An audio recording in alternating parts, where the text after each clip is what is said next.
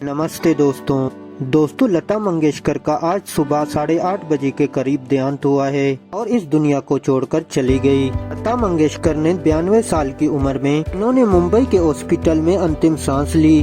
8 जनवरी को कोरोना होने के बाद हॉस्पिटल में भर्ती कराया गया था। बाद में उनको निमोनिया भी हुआ था। पिछली 27 दिनों से वेंटिलेटर में जिंदगी और मौत की जंग लड़ रही थी और आज सुबह 8:30 बजे के करीब अंतिम सांस ली। लता जी का जन्म 28 सितंबर 1929 को इंदौर में हुआ था। वो एक मिडिल क्लास मराठी फैमिली से बिलोंग करती थी। बचपन में इनको लोग एमा के नाम से बुलाते थे। लता जी अपने 5 भाई बहनों में सबसे बड़ी थी, लेकिन भाई बहनों में लता जी थी जिन्होंने कभी शादी नहीं की और इनकी शादी न करने के कारण खुद इन्होंने एक इंटरव्यू में बताया था। लता मंगेशकर के पिता दीनानाथ मंगेशकर रंगमंच कलाकार और संगीतकार थे।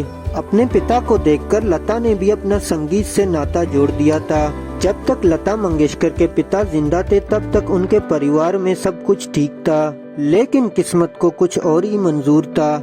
जब वो 13 साल की थी तो इनके पिता का साया उनके सिर से उठ गया और घर में सबसे बड़ी वही थी, जिसकी वजह से पूरी परिवार की जिम्मेदारी उनके छोटे से कंधों पर आ गई। पिता के निधन के बाद लता मंगेशकर ने घर की जिम्मेदारी निभाते हुए बाहर कदम रखा। इसी वजह से इनको अपनी पढ़ाई भी बीच में छोड़नी पड़ी।